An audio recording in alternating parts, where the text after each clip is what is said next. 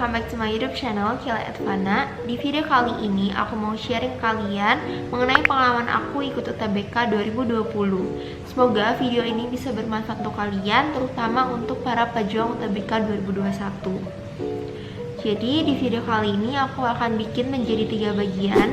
Yang pertama, aku akan sharing mengenai sumber-sumber yang aku pakai untuk belajar UTBK 2020, terutama untuk TPS-nya ya guys, karena tahun lalu, tahun 2020 itu hanya ada TPS. Kemudian yang kedua, aku akan sharing mengenai tips belajar aku. Dan yang ketiga, aku akan cerita sedikit mengenai pengalaman saat hari H UTBK. Nah, di bagian pertama ini aku akan sharing mengenai sumber-sumber yang aku pakai untuk belajar persiapan UTBK 2020. Di sumber-sumber yang aku pakai itu ada 3 sumber. Yang pertama adalah aplikasi Ruang Guru.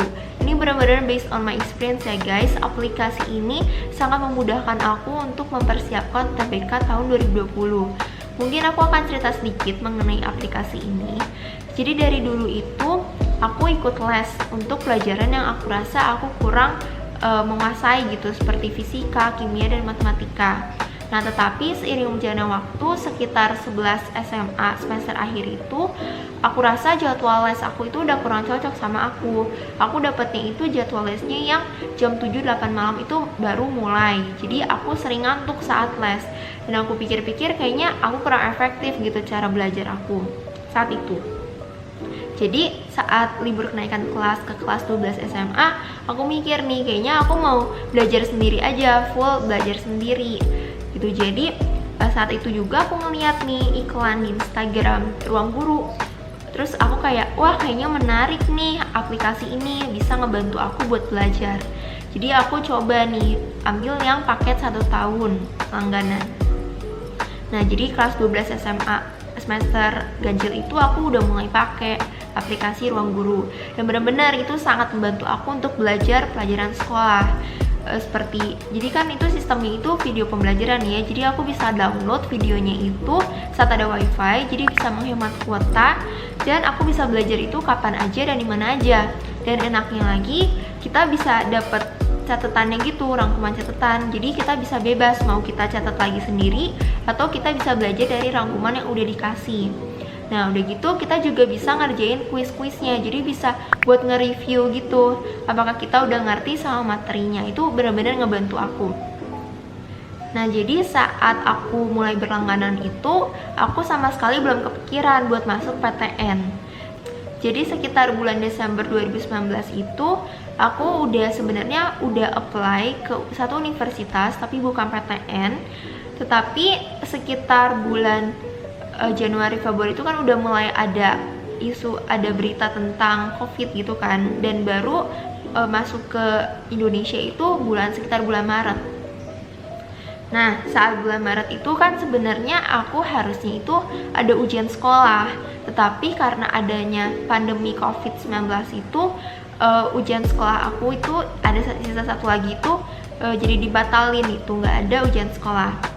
Nah, di saat itu aku juga mikir lagi nih, kira-kira aku mau kuliah di mana ya? Karena sebenarnya universitas yang aku apply bulan Desember itu karena pandemi COVID-19 itu jadi nggak nentu gitu, aku bisa masuknya kapan, itu aku bisa berangkatnya kapan. Jadi aku mulai pikir-pikir nih, kayaknya aku mau coba masuk PTN. Dan di saat itu sekitar mungkin berarti Maret April gitu, aku mulai ngeliat nih, ternyata di aplikasi Ruang Guru itu juga ada pembahasan untuk TPS gitu, untuk persiapan UTBK 2020. Jadi aku mulai belajar tuh di situ. Nah, benar-benar itu enak banget, bisa ngebantu aku untuk persiapan UTBK 2020. Lanjut, sumber yang kedua yang aku pakai adalah internet. Jadi aku cari-cari soal tambahan di internet, kemudian aku print, kemudian aku kerjain. Sumber terakhir yang aku pakai adalah YouTube. Jadi YouTube itu aku pakai untuk fokusin ke pemahaman kuantitatif aku. Jadi aku nontonin tuh video tutorial cara menemukan jawaban pemahaman kuantitatif yang cepat dan efektif. Itu benar-benar ngebantu aku sih itu.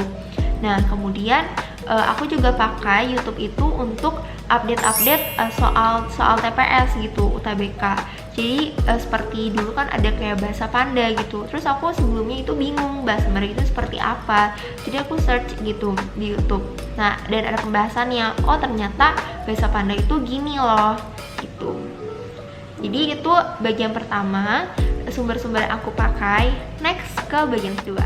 Di bagian kedua ini aku akan sharing mengenai tips-tips atau strategi belajar menghadapi UTBK 2020. Tips pertama dari aku adalah mengetahui berapa banyak sih materi yang kalian mau pelajarin. Contohnya dari pengalaman aku tahun lalu, jadi aku harus tahu dulu nih kira-kira video pembelajaran dari ruang guru itu ada berapa banyak. Kemudian soal-soal dan tryout dari ruang guru itu ada berapa banyak. Kemudian soal-soal dari internet itu ada berapa banyak juga yang aku mau kerjain. Dan video-video pembelajaran dari YouTube yang aku mau tonton itu ada berapa banyak. Tips yang kedua adalah membuat jadwal belajar dan target. Jadi setelah kalian mengetahui kira-kira berapa banyak materi yang kalian ingin pelajarin, kalian harus bikin jadwal belajar dan target gitu. Jadi karena aku juga belajarnya itu sekitar hamin 2-3 bulan untuk UTBK persiapannya. Jadi aku benar-benar memaksimalkan waktu yang aku punya gitu. Jadi ini tips dari aku ya. Minggu-minggu pertama awal-awal itu kalian belajar dulu video pembelajaran dari ruang guru. Kalau misalnya kalian menggunakan aplikasi ruang guru gitu, jadi kalian harus memahami dulu nih pelajarannya kayak gimana gitu, yang akan diujikan atau yang akan keluar di soal-soal. Nah, kemudian setelah kalian belajar dari video pembelajarannya, kalian udah beres nontonnya, minggu setelahnya itu kalian ngerjain soal-soalnya gitu, tryout-tryoutnya. Jadi tips dari aku untuk nontonin video pembelajaran dari ruang guru itu, kalian satu hari itu fokusin ke satu pelajaran aja. Contohnya satu hari untuk belajar pemahaman kuantitatif, kemudian selanjutnya itu kamu belajar mengenai penalaran umum gitu. Jadi di hari yang berbeda untuk materi yang berbeda gitu.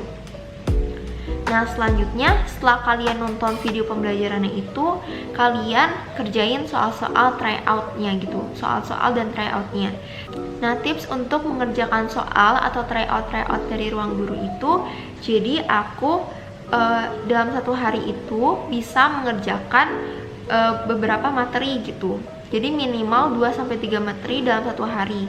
Jadi contohnya dalam satu hari itu aku bisa dapat soal mengenai pemahaman kuantitatif, kemudian aku juga bisa ngerjain mengenai pengetahuan umum, kemudian aku juga bisa dapetin materi mengenai penalaran umum gitu. Jadi biar nggak jenuh menurut aku gitu. Jadi kalian bisa dalam satu hari itu bisa dapat beberapa materi gitu. Nah, selain kalian bisa mengerjakan soal-soal atau tryout UTBK, kalian juga bisa nontonin video-video tutorialnya, video-video tutorial dari YouTube.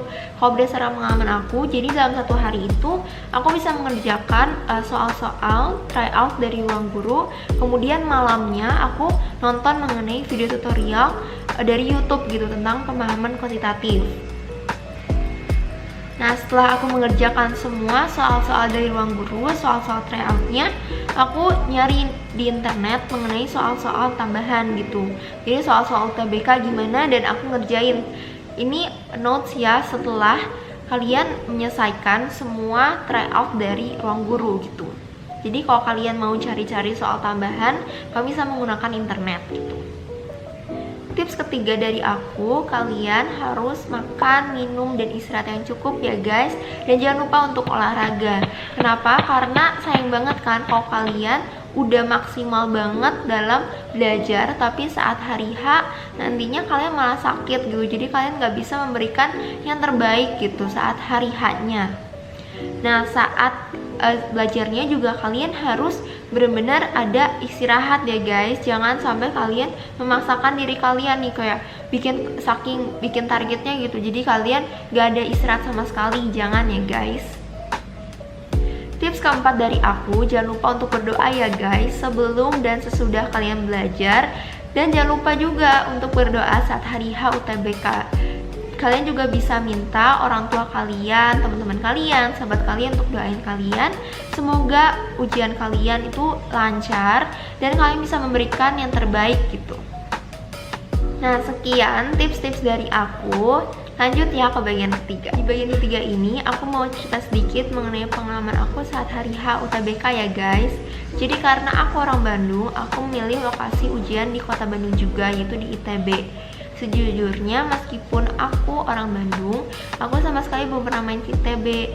Jadi aku kurang kenal gitu sama lingkungannya. Jadi aku sempat khawatir, bingung gitu. Kira-kira nanti aku bakal kebingungan gak sih nyari lokasi ujiannya gitu, ruang ujiannya dan lain-lain. Baik kan ITB itu luas ya. Nah ternyata sebenarnya aku nggak perlu khawatir karena dari LTMPT-nya itu sempat ada pengumuman gitu kalau kita bisa survei lokasi ujian Hamin berapa kita ujian yang benerannya gitu. Jadi kita nanti saat hari hanya kita nggak perlu bingung sama nyari-nyari ruang ujiannya, lokasi ujiannya gitu-gitu. Tapi karena seiring berjalannya waktu kasus COVID-19 di Indonesia itu meningkat, kita nggak bisa tuh survei tempat. Jadi kita hanya bisa mengandalkan maps atau dena yang diberikan gitu. Jadi kita sebenarnya dikasih maps atau dena dari lokasi ujian kita. Jadi kita bisa tahu titik kita di drop off, terus kita masuk ke lokasi ujian yang lewat pintu mana dan lain-lain. Nah saat hari UTBK-nya, jadi karena aku dapat sesi yang siang, setelah aku makan siang gitu sekitar 2 jam sebelum ujiannya aku udah mulai berangkat ke ITB. Kemudian setelah aku tiba aku di drop off, kemudian aku masuk ke pintu masuknya gitu dan aku nunjukin kartu peserta UTBK aku. Kemudian aku juga dicek suhu dan disuruh cuci tangan. Nah setelah itu aku ke ruang tunggunya.